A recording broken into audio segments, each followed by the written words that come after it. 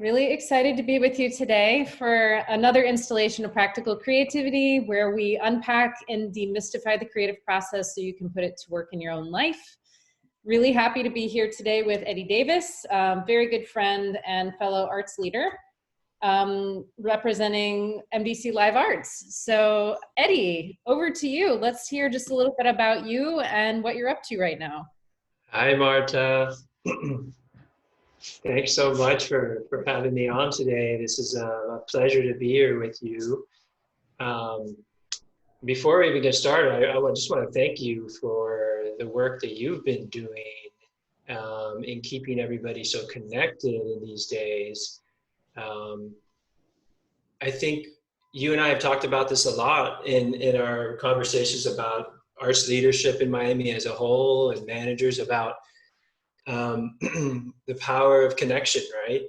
Keeping people together, bringing united minds for learning and trusting each other. I mean, this is really what it's about. And I feel like you've been stepping up to the plate in that regard, with these really cool conversations with some of the, some really great, friends of ours that are doing amazing work in Miami. So I just want to just put that out there to thank you for what you've been doing. Thanks, Eddy. I really appreciate that. The whole idea is to help people find each other and help people find community and know that they're, number one, not alone. And number two, we're all going through this together and we're here to be a source of support and help. So thank you. That's very kind. I'm really humbled by that. So thank you. Yeah, no, don't mention it. I mean, it's the reality of this, and I'm sure, we're going to get into this more, but I mean, yeah, as far as me, I'm just happy to be here again. Thanks. I mean, as you know, I do a lot of independent producing here in Miami and in other parts of the US. I'm an arts manager. I like to say that I, provide a stage for artists, no matter how big or small. I think on a daily basis, most of my work has to do with logistics and technical direction and basically just making shows happen from contract to settlement. So of course, a lot of that is shifting, under my feet right now, but it's just part of what we're dealing with. Yeah. So yeah, I mean, I don't know what else, as far as where I came from, what I do, but I grew up here in Miami. I was lucky to be part of a household that supported the arts. My mom's a visual artist. My sister's a professional pianist. She learned it first from my dad. I started playing instruments young as well. So I think this was sort of a natural path for me. So I'm glad to still be on it. In some ways, I feel like I'm living the dream, Totally. And you're also a gigging active bass player around town. Yeah, that is my side hustle, as we call it, right? Always has been, always something that, music, again, was just around our house so much growing up. And I picked up instruments young, got into bands, and started writing and arranging, and it's honest, been part of the South Florida music scene, I would say, for like 20 years now, just, so still on that grind, with a couple groups. Most importantly, the Problem Kids is a sort of fusion group I've been part of over the last few years, and that's fun to still get out there and hit the stage myself, Yeah, absolutely.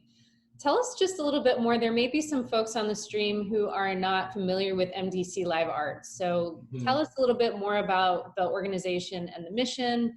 You described a little bit of your role, but it really is a lot of contemporary stuff and quite visionary, I think, for our little communities. So tell us just a little bit about the mission and the types of projects you all have produced in the past. Yes, thank you. I think, MDC Live Arts, this is my, 7th season with the organization, as the production manager there. And as you say, I was from the start very attracted to the roster of type of artists that were being brought in. I mean, looking back on a 30-year track history of performing arts presenting in Miami, which, you don't see a lot of organizations with that sort of history here. So, we're talking about modern dance, we're talking about world music, we're talking about experimental theater, and being under the umbrella of Miami-Dade College, of course, brings us very close to our educational mission. So besides our work of presenting artists on stage, the education and engagement work is just as important. Getting these artists, our visiting artists, in classrooms, in front of students, talking about their work, and also in front of the community at large for master classes and these sorts of things. So when you look back on, some of the work, talking about Ravi Shankar, Urban Bush Women, and Kronos Quartet, Stuart Copeland. I mean, I think, and you look a little more recently, Ira Glass and Esperanza Spalding and Nora Chipamari. I mean, really artists who are really, I think, out there at the cutting edge. And I feel like that's where the action is, and that's where I've always felt most excited to be part of a performing arts organization. So, so as part of our work, one of our biggest platforms is our Live Arts Lab Alliance, which is basically our sort of network of local working artists. It's our Artists in Residence program that has been based at the Live Arts Lab, which is a space on Wolfson campus in downtown Miami. It's a cozy little 3/4 round studio theater. And for the last few seasons, we've had a cohort of artists working in there together in a facilitated feedback process. So these artists are showing work, developing work together in sort of a community sense where they are showing work and their peers are giving them immediate feedback. So they're not creating something together, but they're working hand in hand in their process. So this, of course, is changing on the fly as well, and we have, one of our first Zoom meetings when things went down, I should say, when the shutdown starts to happen, was with our LALA Cohort. We call it the LALA Cohort, Live Arts Lab Alliance. In this particular season, it's an array of fantastic artists. Michelle Grant Murray, who's a choreographer, Sandra Portel, Patty Mae Williams, I don't want to forget anybody, Foresta Tusi, Dale Andre, and I think I named everybody.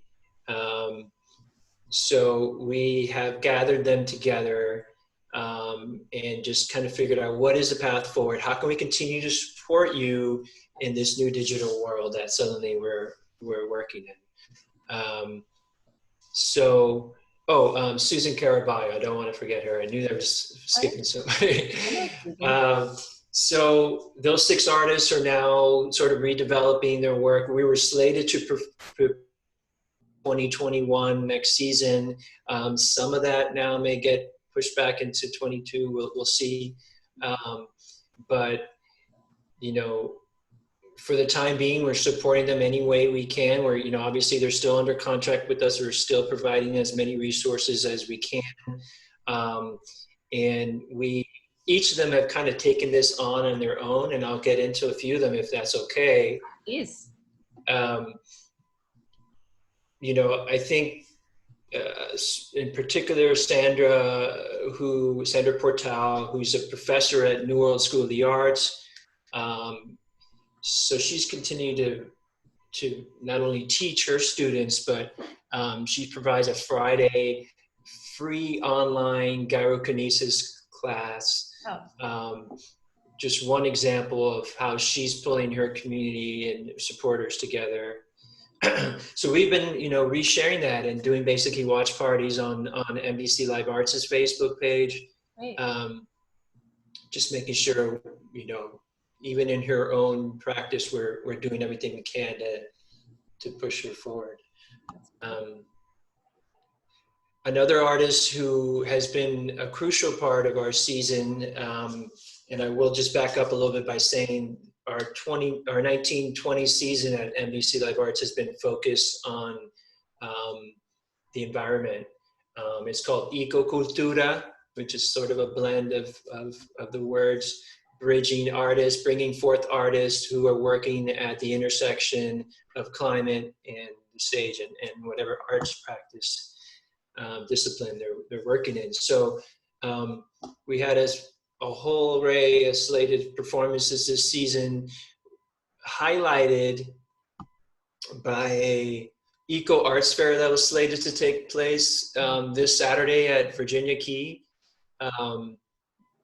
called Ecocultura Fest, and obviously no longer happening, but stay tuned for details on that for next April. Okay.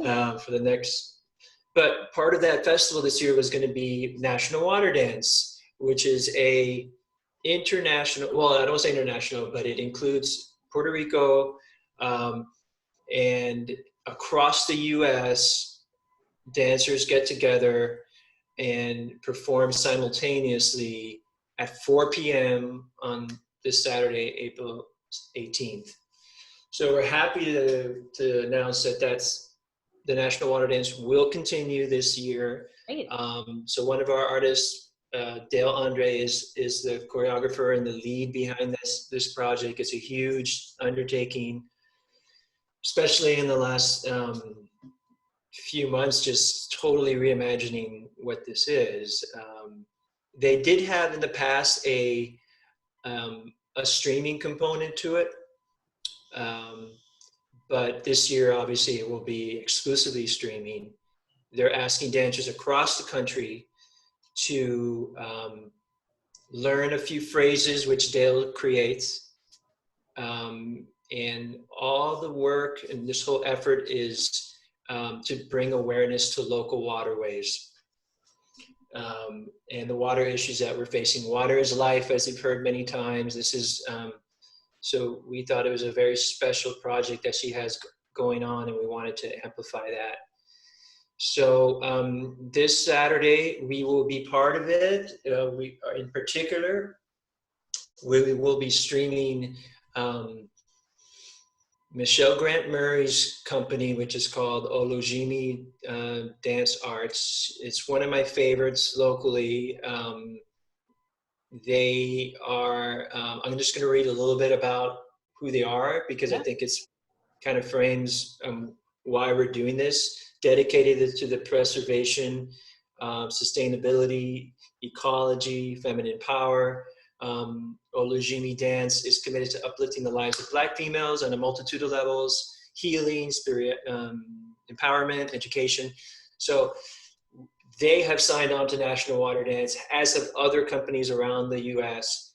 And they're going to basically be broadcasting or streaming from their individual backyards. We are creating a Zoom with her whole company, which we'll be pushing to our Facebook Live. And it's going to be really special, I think, to see not only locally Olujimi, but when you look at the National Water Dance website, they'll have people from around the country, hopefully thousands of people here dancing for their lives. So I think it's pretty special. That is amazing. I love hearing how you're adapting. I mean, this is a time when we're all figuring it out, right? Like, we're all seeing what we can do to adapt to this new reality. And Facebook itself has done some different things. I think the live capabilities have been overwhelmed in the past couple of days. I've had some trouble streaming myself. So I think it's really neat to see performers turning to live as kind of like that same place where when you start performing, you don't really know what's going to happen, but the ability to actually collaborate outside the same space, I think is a really interesting artistic challenge, and something that Jesse B, who's one of the choreographers at the Safe House for the Arts in San Francisco, he was on one of the early streams talking about like, what does public space look like and what does it mean right now, and how does physical distancing actually present that artistic challenge. So it's really neat to see how these artists are reimagining what performance can be and how to keep going with their engagement and keep going with their artistic practice. I'm wondering just a little bit about your own team, your own self. Like, how are you managing through the uncertainty? Because certainly you're not going to the office every day now. You're not, involved with the technology of backstage, that kind of thing. So how in your practice as not only an arts manager and arts consultant, but also an artist, like, how are you finding you're navigating these times? Sure. It's a great question. I think at first, there is a sense of just trying to deal with this change in environment. With so much drastic change in the processes of how we worked together, it was sort of at some point almost daunting to kind of think about moving forward, and not to mention just absorbing the terrible reality of the situation and the pure loss, that many people are experiencing. So I just want to say, I've been fortunate that no one in my immediate family has been sick. But there's a lot of people out there that are experiencing that. So I think that's worth mentioning. I feel very grateful for that. Totally. I think I started to sense in some ways, maybe 2 weeks ago, I can't believe it's already been a month or more than, right? But that in some ways, we can't continue to just be who we were. And not to get too philosophical, but I think in order to operate, we need to fully embrace the situation. So in this changing environment, I think as a team that I've been working with, we have been meeting more often. We used to have a weekly staff meeting for Live Arts. Now we're having up to 2, just to make sure that we are touching base and that we are seeing each other. So it could be frustrating. It could be frustrating, but as you mentioned, this is a huge opportunity for innovation, and I think that's what the arts are ripe for. We've learned that social distancing doesn't mean that we can't engage in collective action. It's almost like it should be called physical distancing. We've actually talked about that on this stream. Have you? Okay. Yeah. Yeah. Socially, I've had more time than ever now to connect with my family, to connect with friends. Yeah. I've really taken time, I thought, to try to do a little bit more of that. Mm-hmm. So, yeah, it's been a lot of reinventing. It's been a lot of learning. I think it hasn't been. It's not a novelty that we can access whatever type of music we want for some time now, right? You can type in anything on YouTube or Spotify and pull up any type of music but for some reason now it feels more mind-blowing than ever how much work is being pushed online. So I've had to kind of use quite a bit of filtering and So just to make sure I'm not being overwhelmed and like it's not, my mind is not expanding too quickly. Just being able to see all this like free content all of a sudden, you know.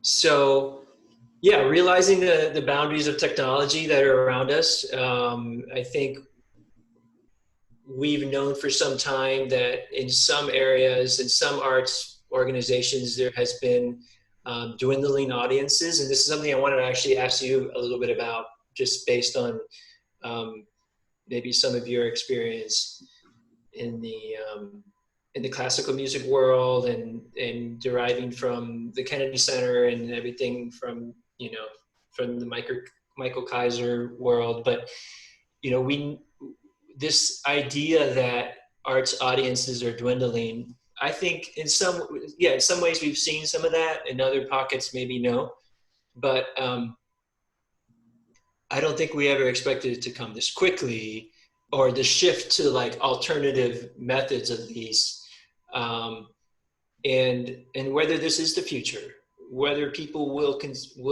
still desire to go to a theater to see new work, whether they want to gather in concerts to see, and that's daunting too. I think it's a really interesting question, though, and little bits of these questions have come up in other conversations that we've had in the last probably week or so, particularly as we've had enough time now to see kind of what's happening. And yes, you're right, there's a creative explosion happening. There is a lot of content happening, partly I think in an effort to want to express and then also connect. So when you are isolated, you know, there, like you said, there's more time than ever to like reach out. Mm-hmm. And people seem to be getting over the fear of sharing and perfectionism in order to put stuff out there. And you see artists that don't usually show you the messy back end kind of stuff, like putting it out there. But I don't think that art, I think what's been happening is, as the proliferation of digital technology has made a lot of arts more accessible on YouTube, in places like Detroit Symphony and Berlin Philharmonic have had the online concert hall for years now. And actually that was the reaction to the downturn in 2008. Carnegie Hall, when I was there, was just building out these enormous resource online library, not only of content and concerts and things, but educational resources. So I think if you're looking ahead and you have been kind of like trending, the audiences in person have been dwindling, but I don't think that that means that the audiences have gone away. And I think, to your point, now there's just a whole new level of access. Like overnight, we are online in a way that we've never been before. And it's interesting to see this, like you're saying, as an opportunity to maybe meet people where they are now. And I think that's going to be part of the future. So I don't know that the audiences have been dwindling. I think the audiences, in the way that we expect them to participate, and the right way or the proper way or the full way, is just changing. So this is an opportunity for us to look ahead and say, like, okay, well, if we can anticipate that a degree of people will get excited about and discover us, that's a win, right? But what are we doing to serve them after things return more to normal? What will be the balance between, yes, people who want to come and see something fresh in person, who want to have that kind of exchange of energy that we keep talking about, and to what degree or to what percentage are we going to be offering things online because that's where the people are? Because, you know, one reason to come in person from the management point of view is that you get a ticket sale. If you're offering something online, if it's free, then, you know, there's still a cost to produce it. So what will that mean for the business models? That's something that I'm very interested in, because I'm this, you know, arts organizational development total nerd. So I think it's an opportunity, and I think we're going to figure it out by doing. I don't think there's going to be necessarily like a right answer, or sure, even like a separation in where we came from and where we're going. Totally agree. And if we can just nerd out on that for a second, because I have put some thought into that myself. And, you know, I think if we look towards the music industry and the streaming online streaming, the Spotify of the world and Apple Music. That idea of paying for a subscription, a monthly subscription, giving you all access. So I think this is the age-old subscription model for the arts, which arts organizations have just desperately tried to continue to sell over the years. Here's your eight concert package to the classical music series, and we've done a package at the Live Arts Lab for all the shows that have gone there. But imagine that in this virtual sense, sort of gaining access to a season worth of online materials, let's say, and just thinking about monetizing that in a way, I think will provide perhaps a greater sort of resource than here, click on this link and pay $10 to watch this one video. I don't know if that's going to ever work. I think it's like going to the Bronx Zoo. You pay to go into the tigers and then into the bears. If you want to ship, the penguins, then you just don't put in. It's like pay as you go. Yeah, I'm not sure it'll be interesting to see what happens. It will be, and I think for those organizations smaller organizations who don't necessarily have development departments, or even someone on board in particular to focus on that, I think that is going to become even a bigger need moving forward, because if you're not selling tickets, you got to be gaining money some other way. And I think, considering the trend in national funding and state, local funding as well, I mean, luckily we are, as you and I have also talked about, we are grateful to have a cultural affairs department here at the county, Miami-Dade County, that has been extraordinary in continuing to support local presenters, artists, you name it, institutions. But not every city, not every county, municipality have that luxury. So, development, just going out there, asking people for donations and just finding other ways to keep the wheels turning and the lights on is going to be big. Totally agree. Just one last question. I'm looking at also, you mentioned the subscription model. So there's Spotify, there's ClassPass. Some of the things that we were talking about when I was at New World Symphony, was a subscription model that would allow people a lot of flexibility, because flexibility is what you get everywhere else. Like Instacart, you just, you get it delivered to your house. The convenience is there, the flexibility is there, the ability to sample and try many things is something that, again, like the business model for a traditional arts organization has not really been set up to handle that. But I think that will be something people may be interested in sampling. Like if we can find a way to present in a way that is more flexible and more kind of like user-friendly, giving people the benefit of the doubt and thinking that they do want to be part of it, but maybe they want to be able to have more control over what that looks like. Or even, and that brings up like the idea of partnerships and collaboration across, like, again, to your point, everybody's got to raise money somehow, but we're not necessarily set up to raise money across institutions. So even thinking about like a ClassPass where you could go to Live Arts and you could go to New World and you could go to Miami New Drama or whatever, the Arts Center, whatever it happens to be, like our business models don't allow us to share money like that. So, and if that's something that's better for the consumer, it's an opportunity for sure. But I think we have to really think about, and maybe you do some experiments in this time that like anything goes, right? We can't get it wrong in terms of experimenting unless we don't experiment, in my opinion. But wouldn't it be really neat to think about how could we maybe get some models going where there really is an exchange in order to help the audience members like find us and engage with us. And maybe it means we become less proprietary, saying like, this is my audience and you know, that's your audience or whatever it happens to be. Hey, Jenny, nice to see you. So No. anyhow, I think Jenny just joined us. I'm probably going to, I don't know how that. I don't know how to hide her without the video going off. So all good, everything's fine. She's part of your team, so it's great to see her. So anyway, just just musing on possibilities for the future. So Sure. any thoughts, Eddy? What do you think? I do think that it's this idea of like a golden ticket, which I think there's already a program out there that's called that, but for seniors or something. But Golden that ticket. model of working even more closely together with people at this time is going to be interesting moving forward. I think each arts organization is taking a different hit.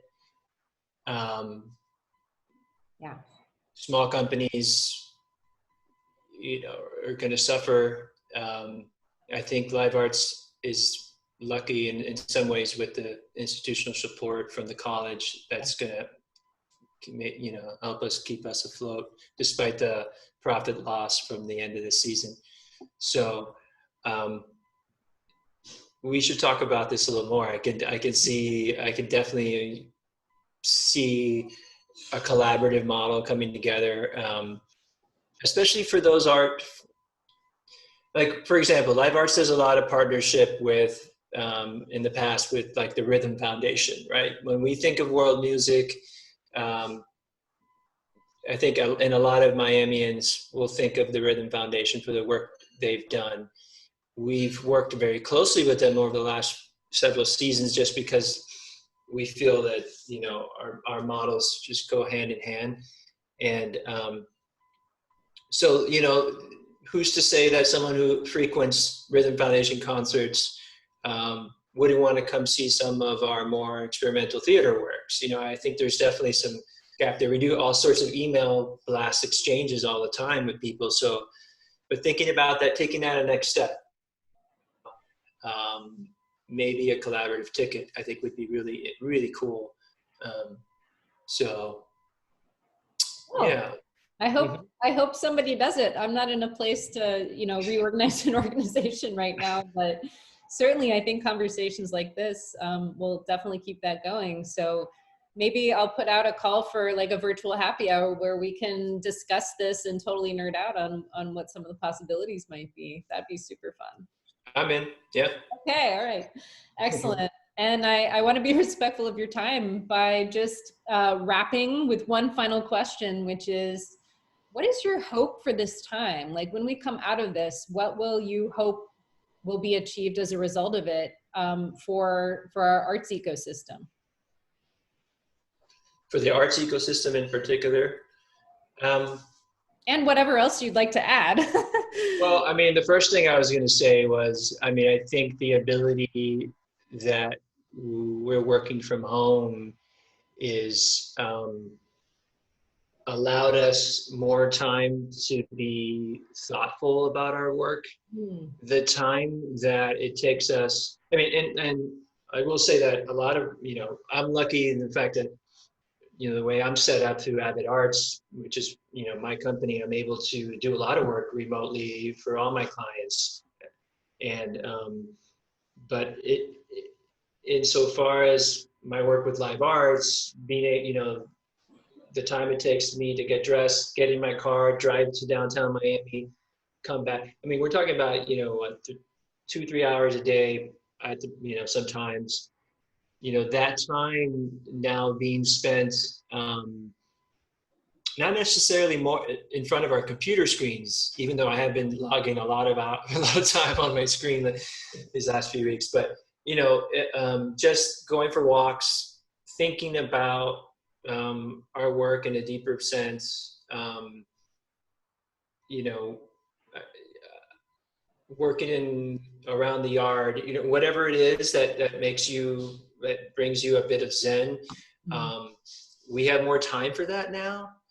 And I feel like that's good. That in itself is going to spell a whole slew of more creative ideas. I like really believe in just mind space, giving your brain some breathing room. Yeah. And I don't know, I can't predict how exactly this is going to affect the arts industry locally. There will be some losses, but I think the collaboration will become more of a necessity, as we've just been discussing. And I think audiences should brace for some really, really potent work coming up as well. As we know, artists, if they haven't already been felt empowered to create around this climate crisis or the political situation we find ourselves in, or whatever else crazy stuff's happening in the world right now, just to put it out there.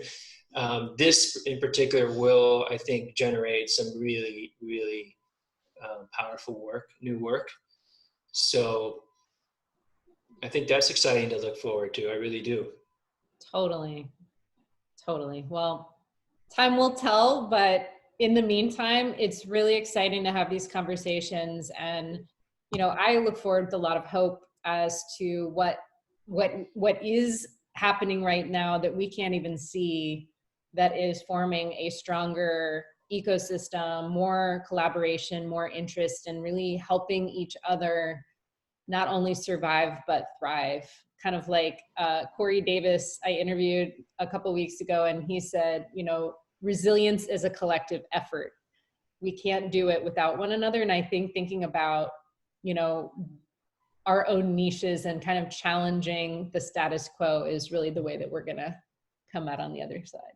So thank you, Eddy. This has been a pleasure. When I talk to you, time melts away. So it's been really a pleasure. I could go on for hours just talking with you. So thank you for being so generous with your time, your ideas, and you know, send us some links. I'll put them up in the YouTube afterwards as to where to find the artists, the Water Day, all of the links to all of the people that you talked about. We'd love to just be able to put those up, your own consulting page, all of those things. It's just been such an honor, such a pleasure. Likewise. And more to come on that happy hour. Sounds great. Thanks, Marte. I appreciate it. Take care. Keep it up. Bye.